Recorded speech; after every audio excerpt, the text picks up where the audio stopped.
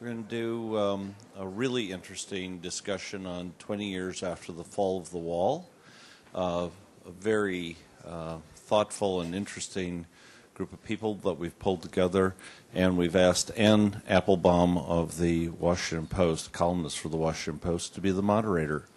Ann, why don't you come on in? Great.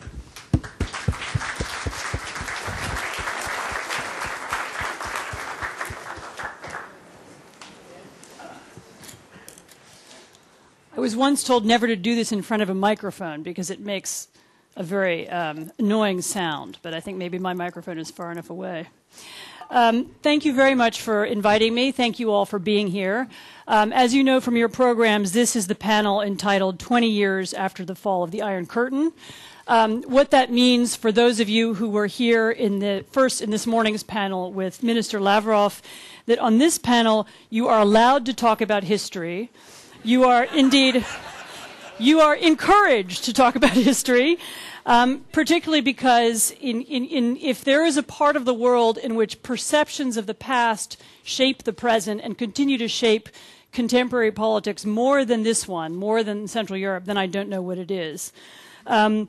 I'd like to, although I don't expect we're going to argue over details, sometimes it is important to get to the bottom of what really happened, what we really did and what took place over the last 2 decades in order to explain the present. I will start by making a few remarks of my own, and then I will introduce our extremely distinguished panel, who, among them, I tried to count, not very successfully, but they have something like 120 years of experience in public office. All of them...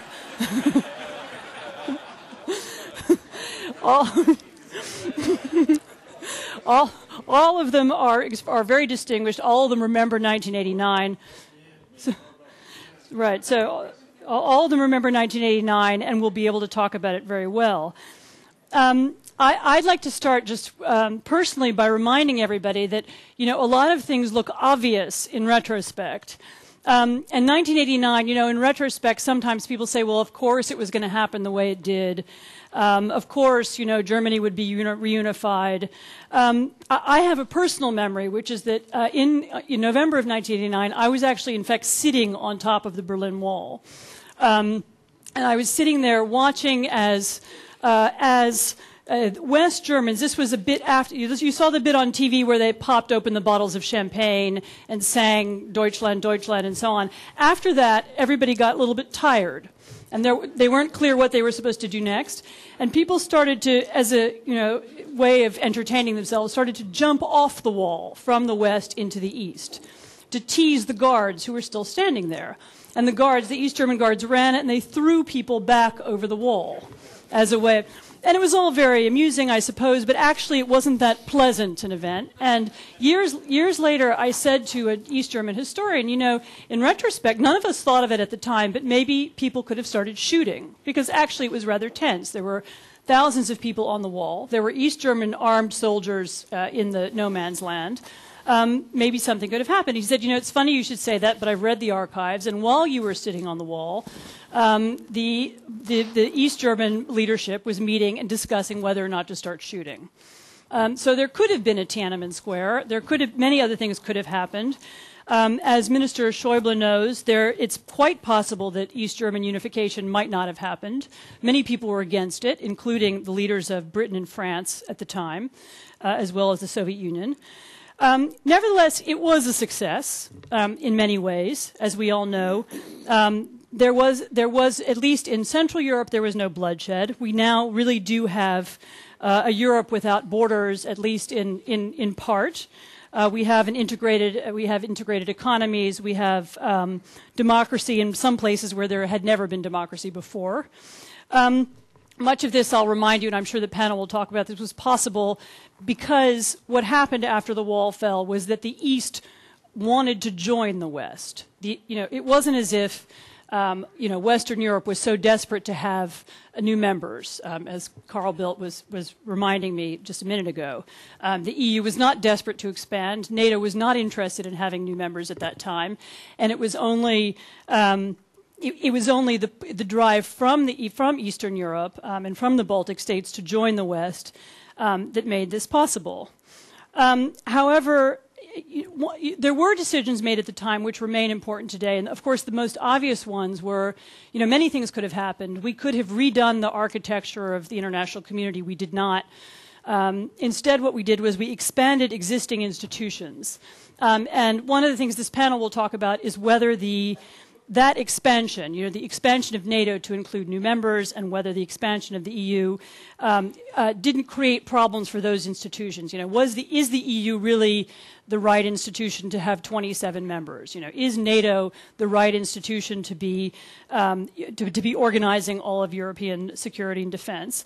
And of course, the expansion of those institutions created other kinds of problems, which we will also talk about. As I said, we have a very experienced panel. We have His Excellency, the President of Latvia, Valdis Zatlers, who was a member of the Popular Front of Latvia in 1988 and 89, before the Soviet collapse.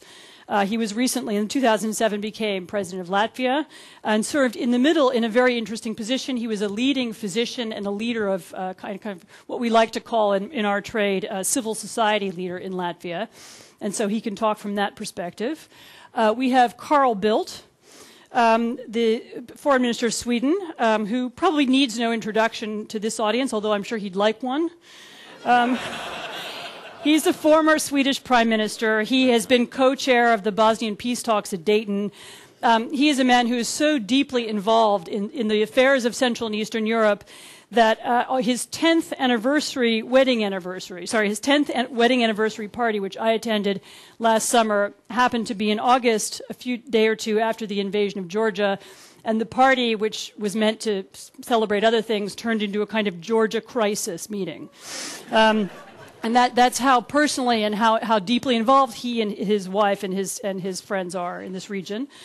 We have the Honorable Wolfgang Schäuble, who's been in public life since 1972, elected to the Bundestag from the CDU at that time. From this panel's point of view, he was in 1989-91 Minister of the Interior in Helmut Kohl's cabinet, and he led the negotiations on East German reunification. He is once again the East German, sorry, ooh, Freudian slip. He's the German Minister of Interior once again. Also East German. Also East German. East German, West German. And we have, of course, Senator George Voinovich, who has spent 40 years in public office. He has been in the House of Representatives. He has been governor of Ohio. He has been a member of the Senate Foreign Relations Committee. Again, from the American point of view, he is from Ohio. He's from the heartland. He can give you a perspective from a part of America we don't always hear from. And again, from the point of view of this panel, the most important thing about him is that he was a supporter of NATO expansion from very early days and was an important actor in that in the Senate. I think we'll start right away with a question. The purpose of NATO expansion was stability, to create and extend stability into Central Europe. Some people in there, certainly from the perspective of some of the countries represented in this room, this was a wild success. However, has that expansion created some problems, as well? Has it created a zone of further instability in the east, in Georgia and Ukraine? Has it created in Russia a perception of threat? Well, we know that it has because we heard that this morning. I will start by asking Senator Voinovich, who is a proponent of expansion, to begin by answering that question. Well, my feeling is that it may make Russia a little bit uneasy, but it sure makes the countries that are in NATO feel much more secure. And with the recent behavior of Russia, I'm sure that many of them, particularly from the Baltic states, are very happy that they are in NATO. I was a captive nations guy when I was mayor of the city of Cleveland. When I was chairman of the National Governors Association, we pushed a unanimous resolution through for the Czech Republic and for Hungary and for Poland. And then when I came to the Senate, I worked on the Big Bang.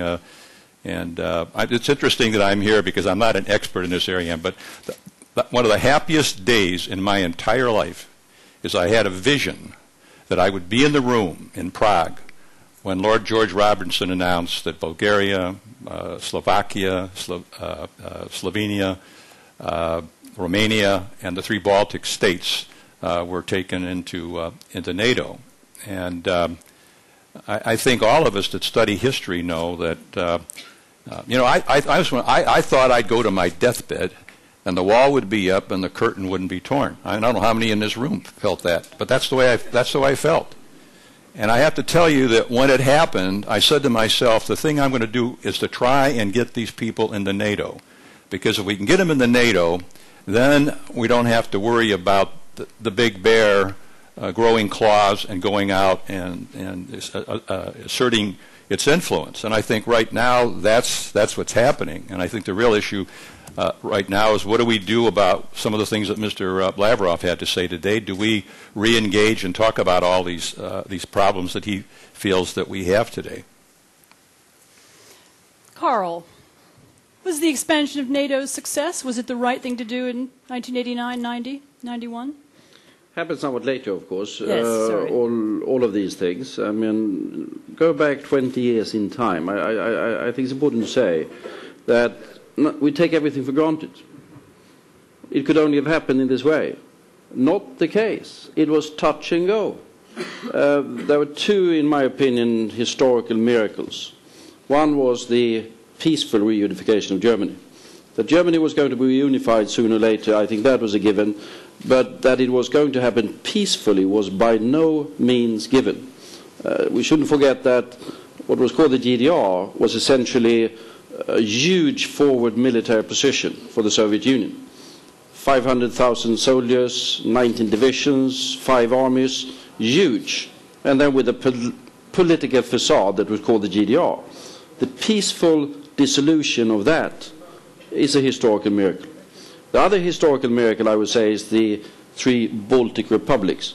In contrast to Poland and other places that were nominally independent countries, or the part, happy members of the socialist camp, I understand, these countries had been incorporated into the Soviet Union itself. And Russian claim not only since 1940, but since Ivan the Terrible, that this was their territories. It was by no means given that they would peacefully be able to exit the Soviet Union and enter both the European Union and NATO. Those were the miracles. Then we should not forget the big failure.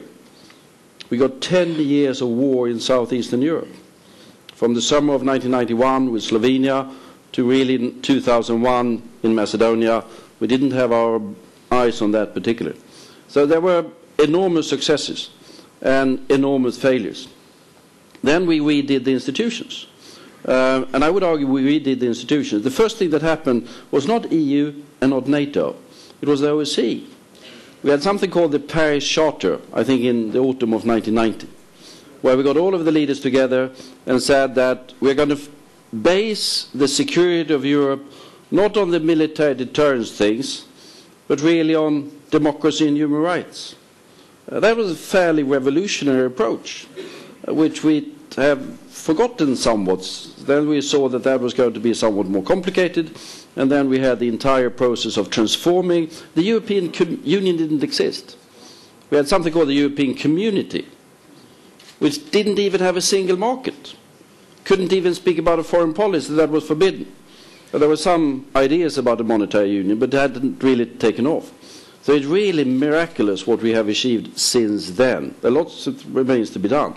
And it could have gone otherwise. You mentioned Tiananmen. That also happened in 1989. There could have been troops. There could have been killings. There could have been massacres. There could have been war. But true statesmanship on the part of the West, and I would say an element of misunderstanding on the part of the East, did contribute to the miraculous outcome. What about you, Minister Schäuble, on this opening question? You sat in the room doing the negotiation with Eastern Germany in 1989-90. The decisions taken almost immediately afterwards to make sure that that zone of security extended not just to Eastern Germany but to Eastern Europe. Was that the right decision? Did we leave things out? And what about the problems that we're facing now to the east of NATO and NATO's borders in Germany and Ukraine? Could we have come up with another model that would have worked better? I think it was the right decision.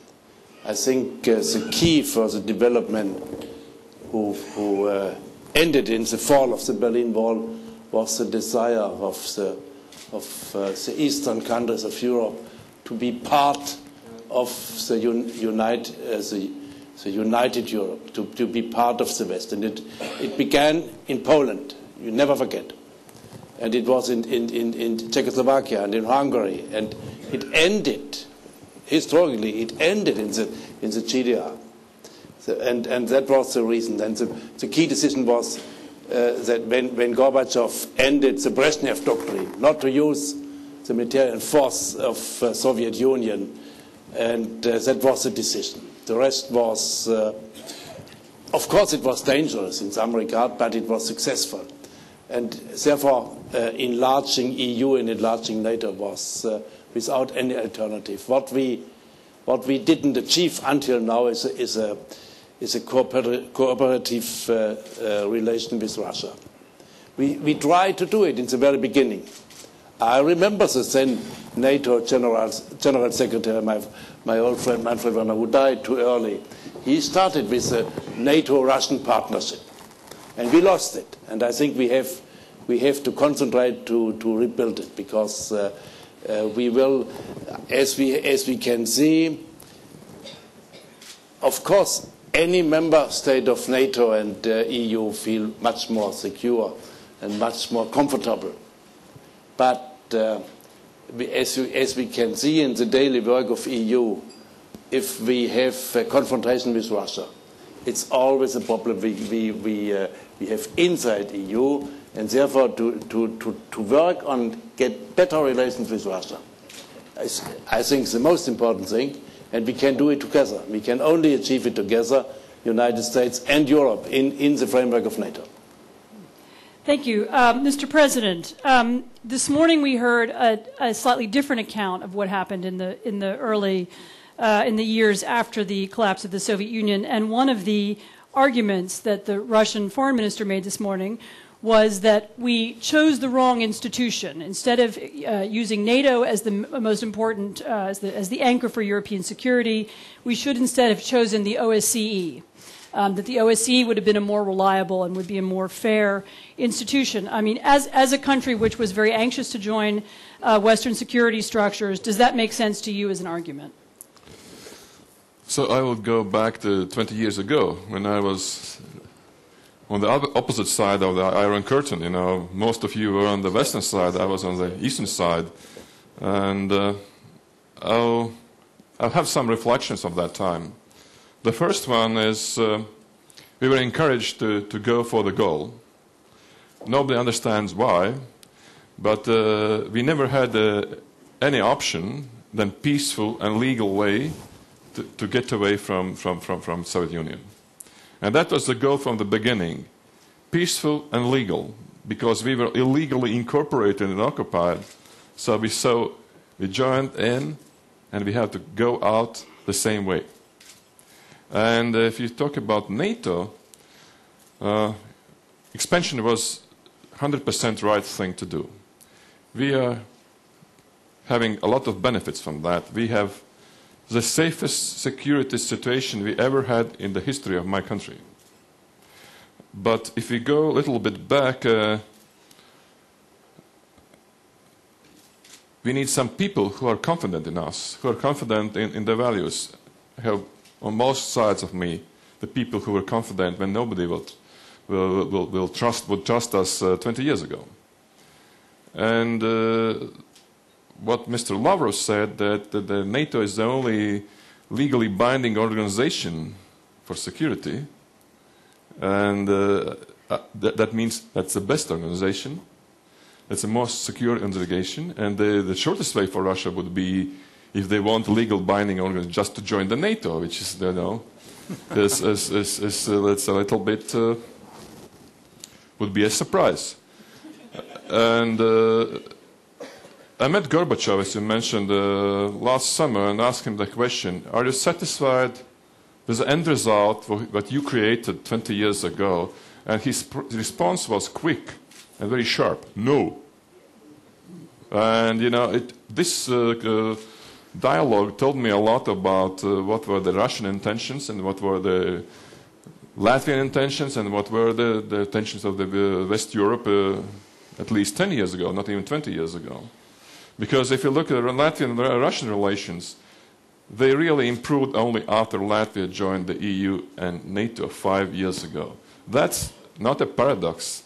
This is an end result. And we feel secure, and we, you know, look at the NATO-Russian border, because Latvian-Russian border is a NATO-Russia border. It's a peaceful border. So we have to go to that in the future too.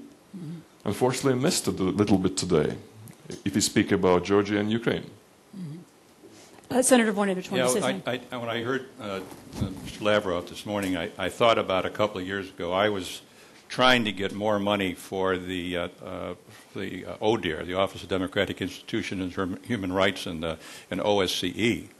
And the Russians gave the OSCE a very bad time because they said that the money that they were spending, they were spending money on things they shouldn't be involved in. Democracy building in some of the countries, monitoring elections, and so forth. And, you know, is that what they want to do, to be able to be in an organization and control the organization in terms of what it does? You know, the OSCE is a human rights organization. And I was puzzled by what he had to say today about the fact that he thought the OSCE was the way to go. Carl, this afternoon a friend of mine put to me the following conundrum. He says, the mistake we made in the early 1990s was that out of politeness, we did not tell the Russians that they lost the Cold War. You know, that the country, the reason why the system had fallen apart was that it was weak, and that the captive nations inside the Soviet Union and this Eastern Bloc wanted to leave. That failure to tell them this created a kind of false historical recollection, and so that now the Russian leadership remembers that it wasn't that they lost and it ended and the system came to a halt. It was that they somehow magnanimously created a neutral zone in Central Europe, which the West then aggressively filled. You know, that they gave us this gift, and then the West was, you know, angrily filled it. What would you say to that description, or that argument about the last 2 decades? Perhaps we were naive in the sense that our hope was that we were going to see roughly the same sort of evolution in Russia itself as we saw in all of these other countries. And there were, let's not forget that, there were very impressive personalities. What Boris Yeltsin did was fantastic in terms of actually recognizing democratic development, recognizing the independence of the 3 Baltic states. I mean, it was mind-boggling what was happening in Russia. And new democratic forces and those who followed the debate in Russia in those times, it was not entirely unrealistic to see the same kind of democratic evolution in Russia as we had in Poland or Hungary. Might have been naive. We should have read somewhat more of history, perhaps. But that was the belief at the time. But I do believe that the failures that then occurred is a source of a lot of the problems at the time.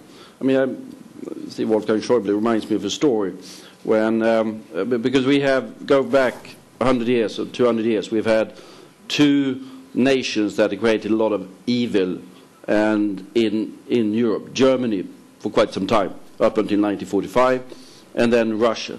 I remember sitting at a luncheon or a dinner in Luxembourg a couple of years ago with Helmut Kohl, Jean-Claude Juncker, someone else. And I said something that betrayed a less than complete knowledge of modern Luxembourg history.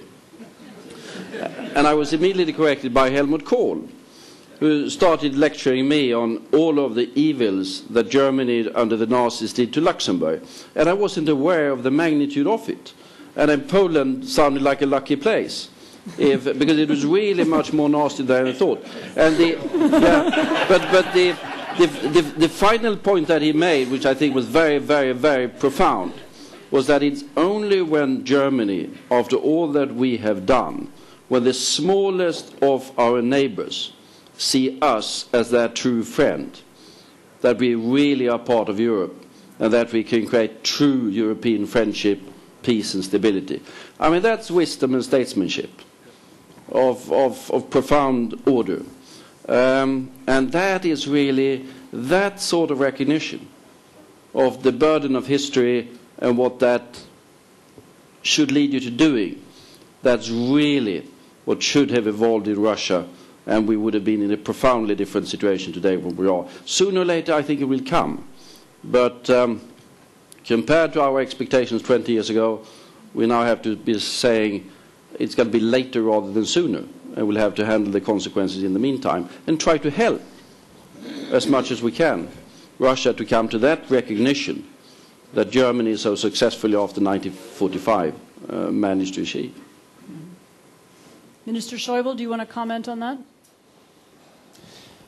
I think I prefer to concentrate on what we have to do today and tomorrow.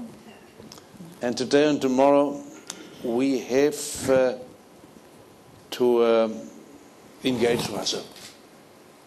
There's no alternative.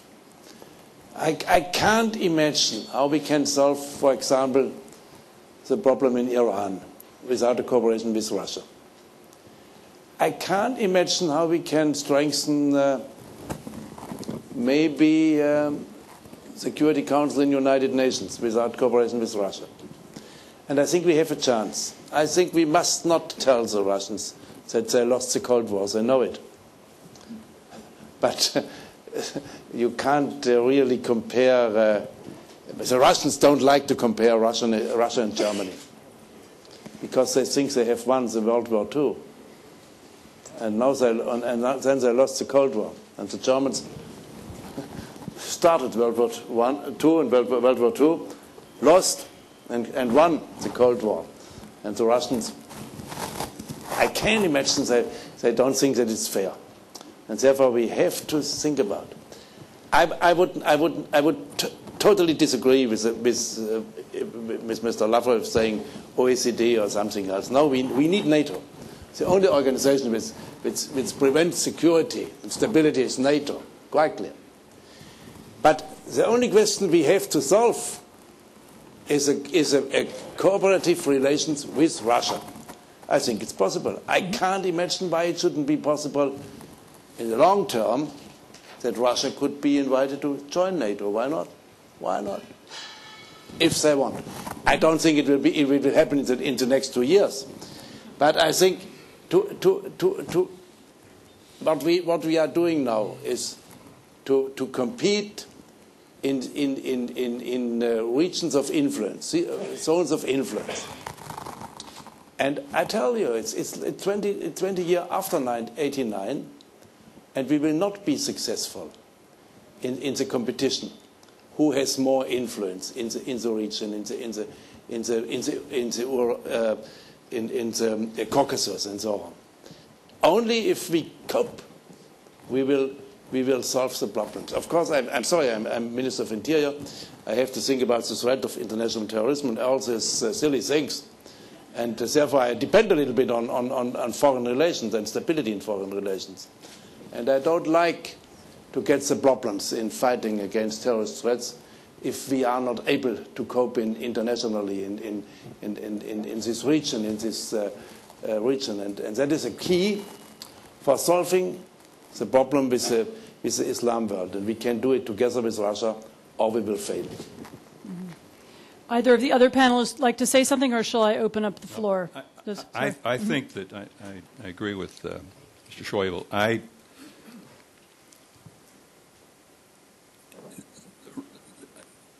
The Russians are paranoid. And the fact is that I know our president is now talking about rebooting and a new engagement with them. And I have to believe that at this stage of the game that we ought to re-engage with them to try and determine where we have a symbiotic relation with them, i.e. are there goals that they would like to achieve, and by working with us we can accomplish. Now, we may find some areas where we disagree, but at least we'll define what the relationship is. And I think also that with the world economy as it is today, the worst thing we could do is break off communication. I think we need more communication today than ever before if we're going to be successful. Carl wanted to say something. No, I mean, there are a lot of fields of cooperation with Russia, and if you look at fundamentally, we don't really, be that Germany or Sweden or the US or whatever, we don't have any fundamental problem with Russia. Whenever there is a problem with Russia, and there are now and then hiccups and even problems and crises, it is nearly always Russia and its immediate neighbors. It's a crisis with Ukraine, it's a crisis in Caucasus, it's a meat crisis with Poland, and since we have this security system where we cannot be indifferent to what happens there, that translates into crisis. That goes to my fundamental point, that the thing that has not been sorted out is Russia's relationships to its immediate neighbors and the choices that they, out of their democratic will, have made. And that in itself creates problems in the overall relationships. But fundamentally, managing Iran or the Middle East or whatever it is, non-proliferation and terrorism, then Russia is a partner. But this is the unresolved issue of European stability that we still have, they have fundamentally to deal with for their own stable future. Mr. President, you want to say? Yes, and one more evidence. Let's say Latvia has about more than 30% Russian population living in a, let's say, in an environment of Russian media. When you look, let's say some events on, let's say, like crisis in Caucasus, the Russian media and the BBC and CNN are like a day and night. Still, having this population inside, the population who get, let's say, a little bit different information on many issues, having the direct border, Latvia feels safe, secure, with no local tensions in between the ethnic groups, because we are in the European Union and because we are in NATO. And this is the best evidence that we are on the right track, and that's a solution maybe for the other regions too. Okay, not in one day, in a very, but maybe sometimes slow, maybe sometimes difficult way, but this is a solution. NATO has proved for 60 years that's really, as even Lavrov said, it's the best security organization we have in the world. Well, on that happy note, let me start to take some questions. There are two women in the front row who've already raised their hands and winked at me. So I will call on them first, but I will not neglect the back of the room. There's one right here, and there's one right here. Sorry. Let me move over on this side. So,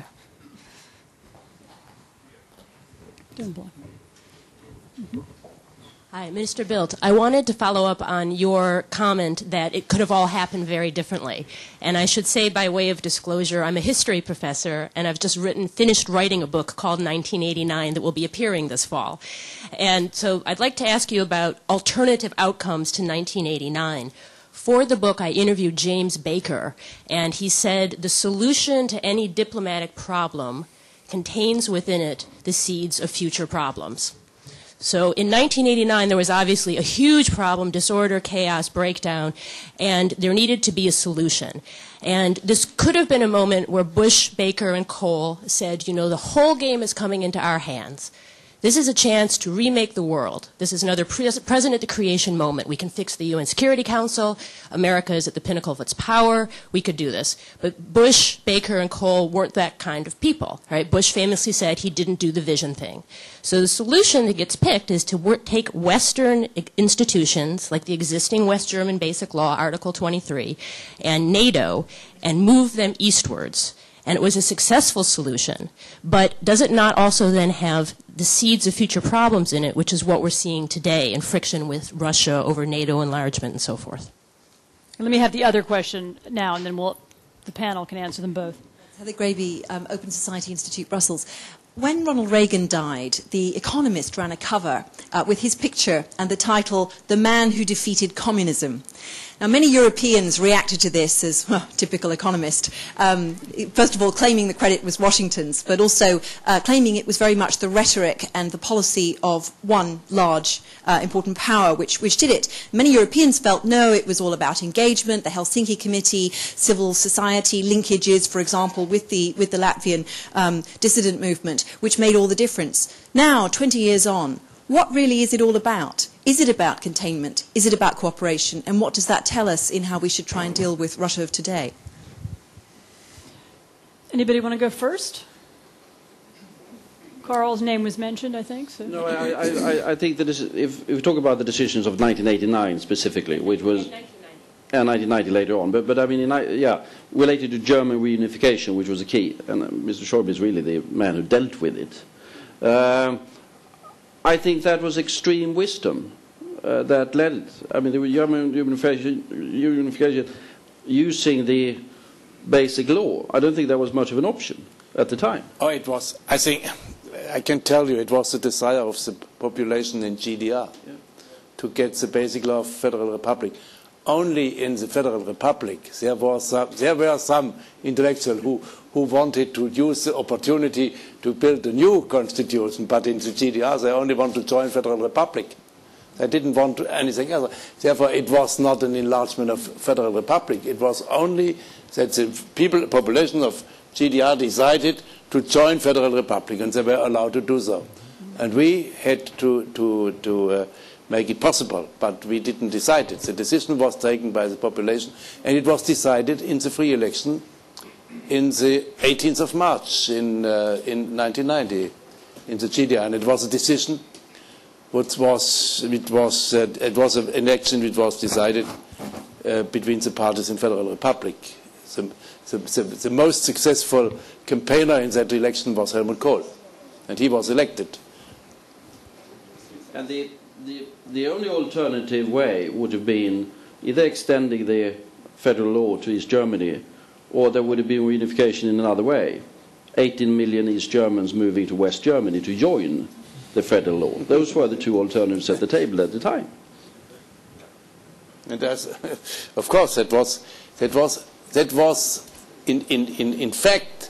that was the argument that even convinced our closest friends in France and UK and so on, that there was no alternative. We got every day, and as Minister of Interior I had to cope with this problem, we got every day thousands of people from GDR.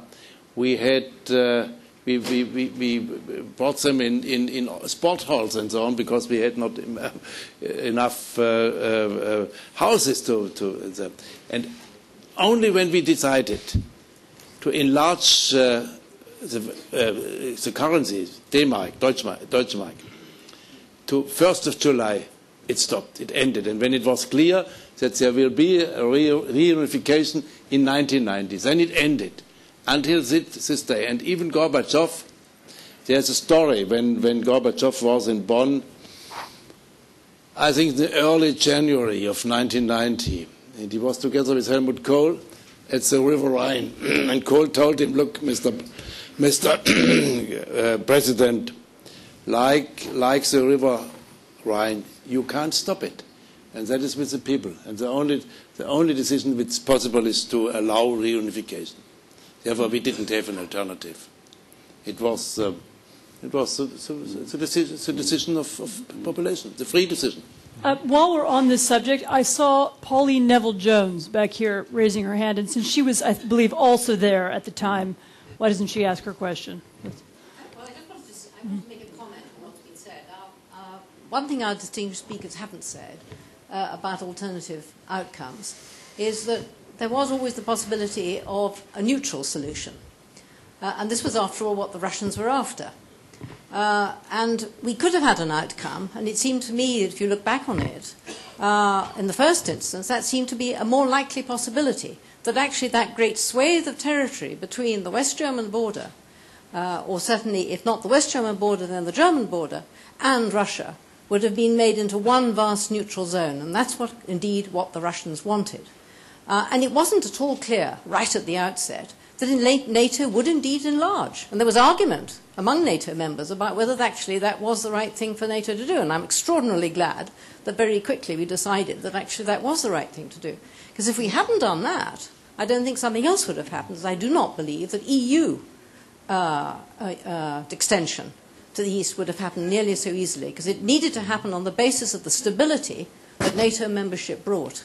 So I think those two things are very closely linked, and now seem like the pattern of history, but seems to me at the time absolutely hung in the balance, and not at all the outcome that the Russians were seeking. Let me take one other comment before adding to this. I think Genek Smolar from Poland, and then Angela Stent back there. So, others. Nothing was decided at that time. May I just tell you one thing?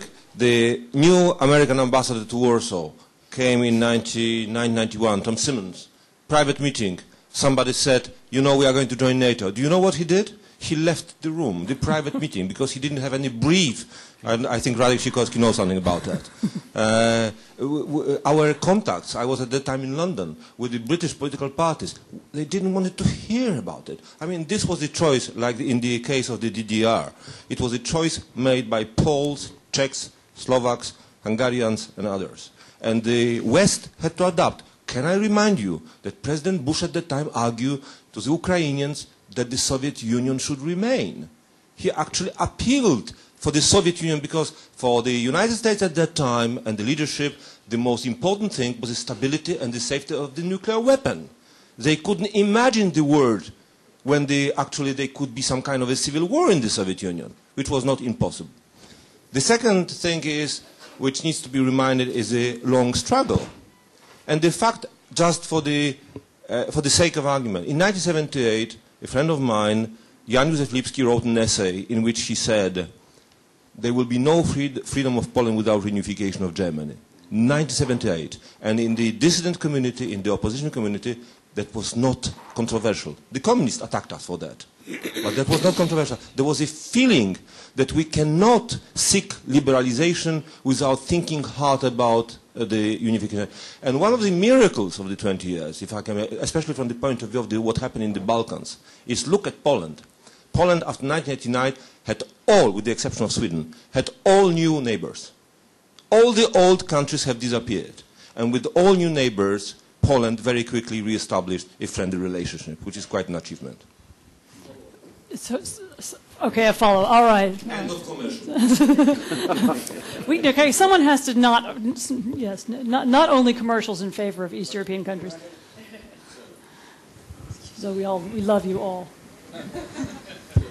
Thank you very much. I'm from Hungary, and I just regret that our German friends now don't remember this. Hungary let out the East Germans, which I think was a turning point. But why I asked for the floor was that now we remember that the West was united, what they wanted. And I agree with all the panelists that how it turned out, it's fabulous, and there was no alternative. But the Iron Lady, Margaret Thatcher, was running to Moscow and told Gorbachev that the West is not interested to impose the sphere of influence on Central Eastern Europe. And French leaders, Italian leaders were doing the very same thing. And it was very close before the big changes. So I would like to very much agree with my Polish colleagues that all the power and the commitment came from our countries. And of course it was unavoidable. It went very, very well. And by the way, Mr. Gorbachev was in Budapest a few years ago on a birthday celebration. He publicly said, please hold your chair. That's 1956. When the Soviet Union intervened in Hungary, he believed it was unavoidable. Thank you. There's a saying in Polish that basically means Poland, Hungary, two brothers. So there you have it. They agree with each other. I did call on, for an American point of view back here, Angela Stent, and then I would like the panel to comment. Angela Stent from Georgetown University. I'm actually not going to discuss 1989, but I'm going to talk about the younger post-communist generation in Russia. I had a Fulbright fellowship last fall. I taught a course on U.S.-Russian relations to graduate students who are being trained for the foreign ministry and other government institutes in Russia. They speak beautiful English. They use the internet. They're privileged. They're well-educated. And let me tell you something about their views, because I think we have to realize this is a very long-term process. To a man and woman, they believed that George H.W. Bush, Helmut Kohl, and the others had deliberately engineered the collapse of the Soviet Union. They believed that the Georgia War was started by, and I'm quoting, Dick Cheney's oil company. And when they wrote papers for me, they wrote things like the U.S. and Europe should stay out of our backyard. Ukraine is ours. So these are the attitudes of young people in Russia today, many of whom were born after the collapse of communism, so that the process of change is going to be very long. So my question, Carl, you mentioned the issue of the neighborhood, the post-Soviet space being the most neuralgic issue for Russia. How would you and the other panelists suggest that one find a more productive way of discussing this with Russia, of talking about people's interests, legitimate interests, about what will happen there in the future? Otherwise, we will likely to have more conflagrations there. Thank you. Right. So actually here we have a beautiful indication. We have an East European view of what happened, and we have, through Angela's students, a Russian view of what happened. Do those two differing views and the differing accounts of the past and the different perception of the present, do they continue to affect politics? And what can we do about it? Who wants to start? Mr. President. I think this is a real picture in Moscow, and it's a real picture maybe in the whole Russia. So they have built up new generation's views based on their perceptions of what happened. And I think they, in one sentence, they think like Gorbachev that the West cheated the Russia at that time. That what not the natural processes which happen in our countries, as we all feel here being in this room. They say they always try to make a picture that somebody is guiding from outside. That's a traditional Russian way of thinking, They need enemies outside. Nevertheless, they're big or small, They had an Estonia as an enemy. They had, let's say, Georgia like an enemy, just to feel powerful. And they need the big superpowers like the United States just to feel influential. That's the way the Russians are thinking, And I describe it from an episode when I was meeting a population of the city in Latvia, a NATO member state, which is majority Russian. And one of the ladies asked me the question, whether there will be any time the NATO military bases in Latvia. And I asked the question to her. I said, do you know where is the closest military bases of NATO? She said, no. I said, 12 kilometers from that city. Because even Russian population in Latvia, they don't feel, that Latvia is a NATO country. And I'll tell you why. Because they have told for generations that NATO is an aggressive organization who is going to attack next day the Russians. And until we will not change this mind of Russian foreign policy and also the population, nothing will change. We'll have all the objectives against the enlargement just because everybody thinks in Russia that's a threat. They don't accept the NATO as a security organization. Maybe on the highest level, like Mr. Putin or Mr. Medvedev or Mr. Lavrov, yes, they do that. But for the population, the NATO is still aggressive, trying to attack next day when we go out of this room. Mm-hmm. Carl? I think it's immensely important in order to have to sort of maneuver this issue, so to say, that we engage with the people of Russia, particularly the young people of Russia in different ways, with the emerging middle class of Russia that is going as tourists to Turkey or Montenegro or Sweden or Germany or whatever, and seeing life and interacting. That we also, and I do also think that we have a huge asset in the EU and in NATO of those that were former member of the Soviet Empire, because the Latvians and the others, they speak the language. There's a cultural understanding there that is coming from a rather tragic common past, which means that they can act to a certain extent as a bridge, and then try to break through that media curtain that has been established in Russia during the last few years. Because if you look at what's there on television, if you look what the youth movement, the Nashi movement of the leading party, the message that they are getting out there, it's pretty scary. But it is no longer the Soviet Union. There are no walls. People travel. So we should be able to break through and interact with emerging Russian society of the future to make certain that they feel that they are part of this Europe. And I do think that what's happening in terms of they see democracy and progress in a country like Latvia, they see, I mean, it's not an economic success story at the moment, Ukraine, but it's a democracy. It's a democracy. There's a constitution. They quarrel over the constitution, but that's fun part of democracy as well. The success of these countries is immensely important for the long-term success of Russia. They might not be inspired by Spain or Germany or Sweden, but they might be inspired by Ukraine or Latvia or whatever. So we have to see all of this together and see it as a long-term proposition, because we need, Russia is part of Europe, and we will need a Russia that feels confident with its own future and that has its neighbors as its friends, true friends.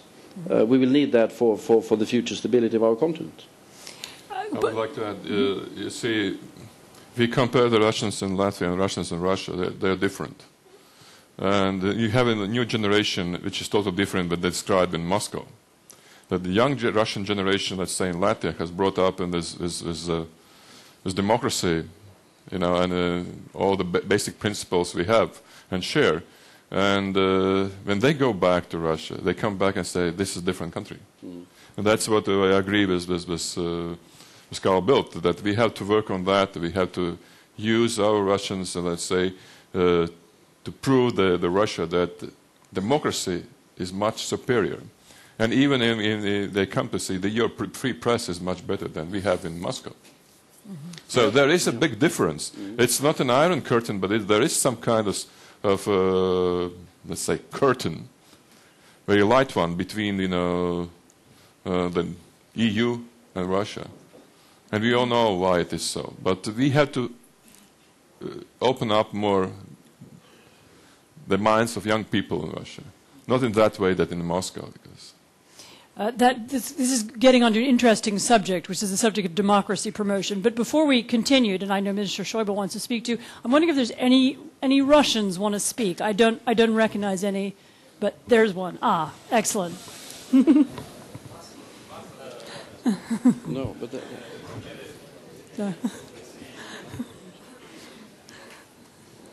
thank you very much. Does it? It does. Thank you very much. Could you introduce me? I'm the Russian ambassador to the European Union. Well, it has been quite interesting to listen to reminiscences of days past, which people of my generation remember quite vividly. The promises not kept, the agreements not delivered, and of course the expectations on both sides of the former Iron Curtain. Actually, it was interesting to hear a few weeks ago references to the Iron Curtain coming from a Prime Minister of an EU member state and a NATO member state, referring to Iron Curtains within the European Union. But I'll leave that to another discussion. Let me focus on two main points. One is NATO enlargement. NATO was created 60 years ago in a totally different atmosphere for a specific reason, which, rightly or wrongly, was perceived to exist 60 years ago. We all agree it's no longer there. Even the object of that policy is no longer there. But NATO has been far more successful in enlarging than it has been in transformation.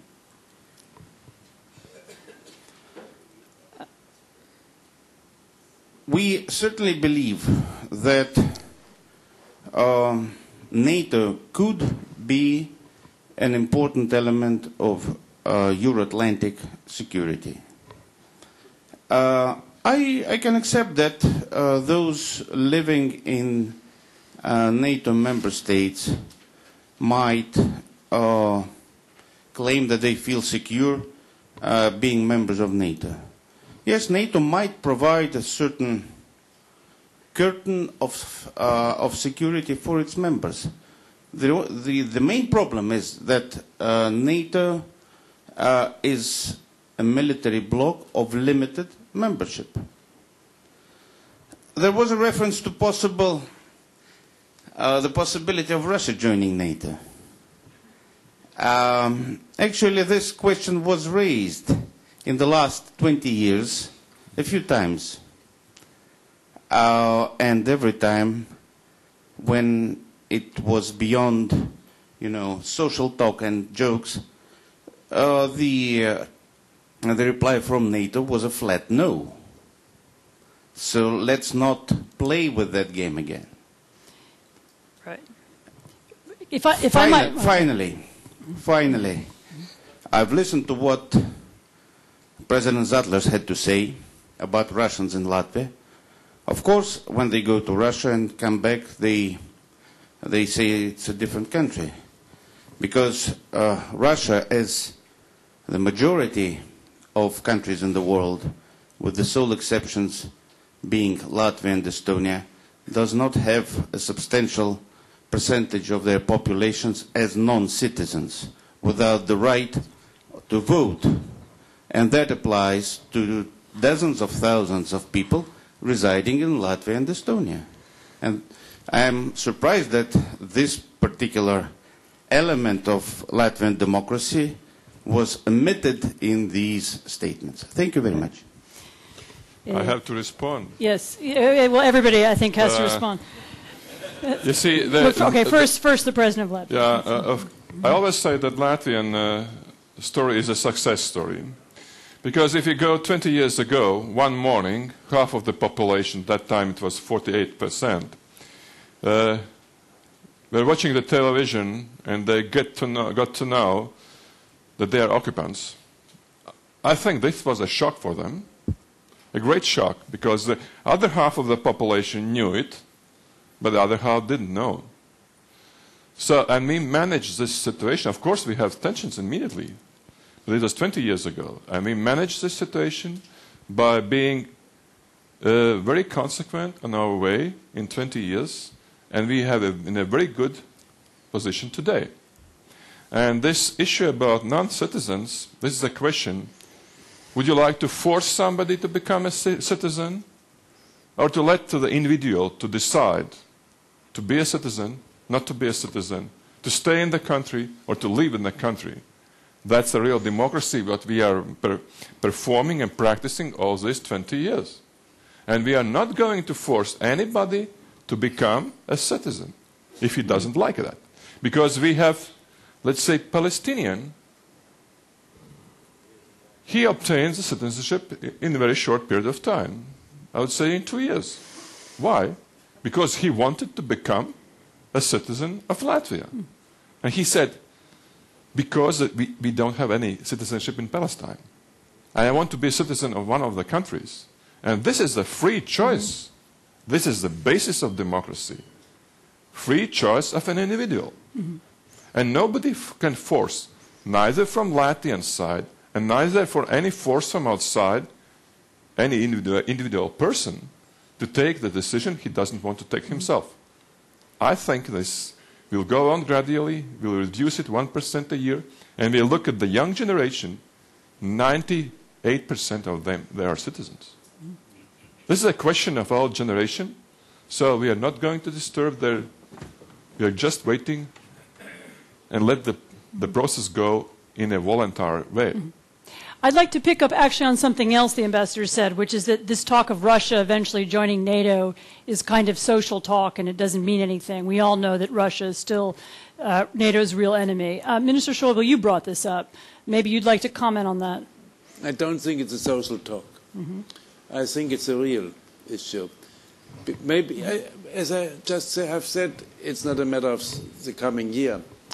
But I think the basic question is the relation between NATO, what is US-Europe community with Russia. And we want to have not a confrontative relation, but a cooperative relation. And that can include on the long term even that Russia, if Russia wants to join.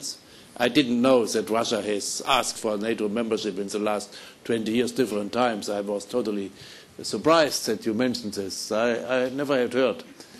Maybe our intelligence service is not as well as sufficient. But I didn't get it as a bit. But I think the real issue is that we have to work for a mutual understanding of cooperation, because Russia has a lot of problems. Until the economic crisis, until as the prices for oil and so on raised up, Russians thought they were so strong. Now they understand they need also cooperation, as we all do. And we have so many problems, and we should take it serious. Of course, I think it's important that we understand Russia doesn't compare itself with Ukraine and with Latvia. Russia does compare itself with the United States of America. Even with European states, they don't really compare. And I think we have to recognize this and to take regard on this. And therefore, it's important that we use our close Atlantic Alliance relations, the US and Europe, to invite and to feel Russia comfortable and treat it as equal, on an equal level. That is important. And if we do so, we can achieve. And I hope we will agree on this and we will work on this. And it's not a social task. It's the most important issue in international policy, in my understanding. Senator Voinovich. Yeah, it's 70% of the Russian people support the government. A recent poll that came out showed that in the United States that 65% of the people in our country are concerned about Russia. Negative 28% increase of what it was a year or so ago. In Russia, it's up 12%. They have more concerns, about the United States as being an enemy, and we see some bizarre things going on. I mean, for example, the Russians in Venezuela and Cuba and so forth, flying around. I don't know who's running the place, but just wonder why. But it's like tit for tat. It's we're going back to a time where we've got to stop it. And I think that we should be talking more in this session about what are we going to do about it, and see if we can't at least get everything on the table and develop some kind of framework, or we can put all the issues here and sift them out and figure out where we are. And I think that's the real challenge right now. And I think if we don't confront that situation, I think we're going to see a situation that continues to worsen. Another comment before I ask for final questions? No. I've seen you all. There are about 30 hands raised. I'm really sorry, but it's I know other people probably want to have dinner, so I don't want to keep. I know some of you don't want dinner, but some of you do. So I will call on just one or two more, and then I'll let the panel sum up. There is one very persistent hand over here, so I have to hand it to that one. Sorry. I have to also be geographically fair, right? So I have to this side of the room and that side of the room. Gareth Evans from the International Crisis Group. On the question of NATO enlargement and membership, it's always seemed to me, perhaps with the congenital naivety of an outsider, in my case an Australian, that the problem has never been enlargement of NATO up to Russia's borders. The problem has been stopping there. and the absolute inability, with very few exceptions, like Mr. Schäuble today, the absolute inability to conceptualise the possibility of a different kind of NATO, a common security organisation, maybe with a global reach, which is constructed on a quite different basis, rather than premised on continued anxiety about the beast from the east. Because the psychological reality is that if you think in those terms and conceptualise the issue in terms, it's going to be a very self-fulfilling enterprise. And I fear that that's exactly where we've got ourselves to.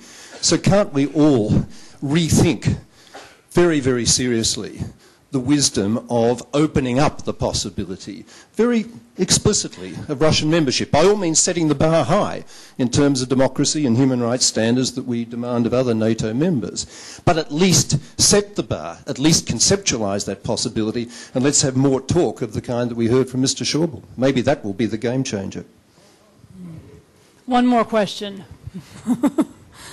Let's see. There was one over here that I didn't answer, that I didn't. Who's been up for a long time. Sorry, there was this woman here. Sorry.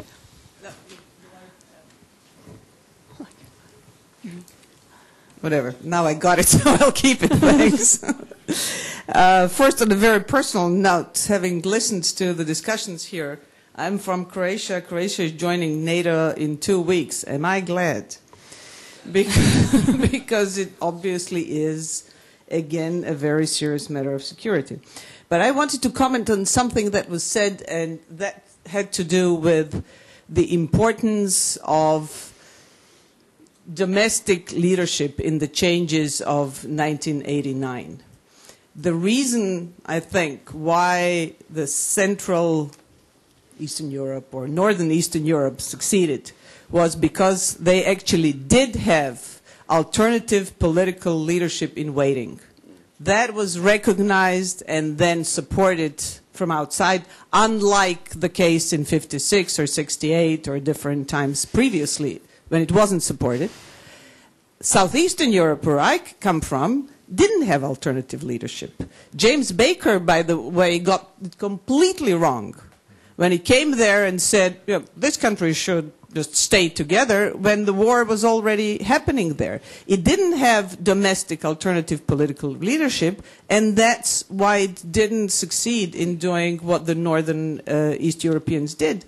I'm saying that not in order to distribute brownie points, but because this, I think, is a very important lesson for countries, or in understanding and dealing and approaching countries like Georgia or like Ukraine, where I think the West, or to be more specific, the US, actually got it wrong, and that in many ways worsened the situation there. Well, alas, we are out of time, and my whole list of other things I wanted to talk about, like the EU, another organization here in Brussels, we didn't really get to, but I'm sure there'll be other forums for it. Perhaps the panel would like to sum up. I do feel the progress of the conversation was that we started with 89 and somehow or other we managed to end up with Russia. Perhaps the four panelists would like to make their final comments either on anything somebody said in the room or anything else, really. So, Carl. Yes, one final point. I think when we're going to, this is going to be a year of remembering 1989, to a certain extent also remembering 1939, and there's a correlation between the two, but also looking forward. And I think we should then go back to, which President Medvedev is talking about, to go back to the Helsinki Final Act of 1975 and see what have we not achieved? I mean, Xavier Solana is saying we should not go a Helsinki minus, we should do a Helsinki plus. But I would add, let's also go back to the Paris Charter of November 1990 and see what have we achieved on that one, and not do a Paris minus, but do a Paris plus. And if we can do what have we implemented and not on Helsinki, what have we implemented and not of Paris, and do a Helsinki plus and a Paris plus, that could be worth the way of celebrating these 20 years and looking ahead for the next phase. Maybe I should make one remark on what has achieved in EU. Carl Bildt started our discussion with the success we got in 20 years. And in the end of 2007, we achieved to enlarge any border control inside EU, what is called Schengen. It's not very much discussed because it succeeded without any problem, and therefore it's not reported in media. It's a great achievement because it's the real end of the Iron Curtain. Until the end of 2007, so you had in Brussels airport EU passengers and non-EU passengers, and the people coming from Poland, Hungary, and so on were non-EU passengers. We are working, and EU is very complicated. But at the end of the day, we will get a common foreign and security policy, and we achieved a lot in the last 20 years. And I hope we will use it in the way we will celebrate the NATO anniversary in some days in my home region, in Strasbourg and Baden-Baden and so on. And I hope we will understand and use NATO Atlantic partnership on the basis of course, America, the world leading power with a special responsibility. We need a strong America, but America deserves a strong European partner, a united European partner with one voice, and on this basis we can cope with Russia. And if we do, we can work for the next success in the coming 20 years. Mr. President? I would say we discussed a lot about our successes. So the next task for us is to deal with the failures. Let's say what failed or was not in the best way performed. It's like the Balkans. We have to finish with Balkans. It's the next task, just to have all the Europe all together in the same organizations, with the same aims, with the same goals, with the same legal framework, whatever, security framework. And the second task is to find an interface of dealing with Russia, which really the both sides, the Europe, NATO from one side and Russia from other sides, feel comfortable. But I would say that what was mentioned in the morning, that we all feel comfortable with the security systems. We should not destroy them. So we have to look for the interface that makes the Russians comfortable. That's also a task. That's a challenge. But if we pass through these 20 years, we had a lot of challenges. We had to be encouraged and to find a new way of mindset, how to change that. At present, we are just in a little bit period of stagnation. Yes, stagnation is a word I remember from the late Soviet Union. But anyway, Senator Voinovich, you have the last word. Well, I think we should be looking to the future and hope that 10 years from now that we can celebrate as much as we've accomplished during the last 20 years, particularly the last 10 years. Thank you. Thank you. Thank you. Thank you. Great. And thank our panelists. We really appreciate their contribution to this final session today. Now, there are 2 Night Owl sessions tonight, one that'll be in the lobby, one here. We're also having dinner down in the Crystal Palace and some remarks from Senator McCain. And we'll look forward to seeing you down there in just a few minutes. Thank you.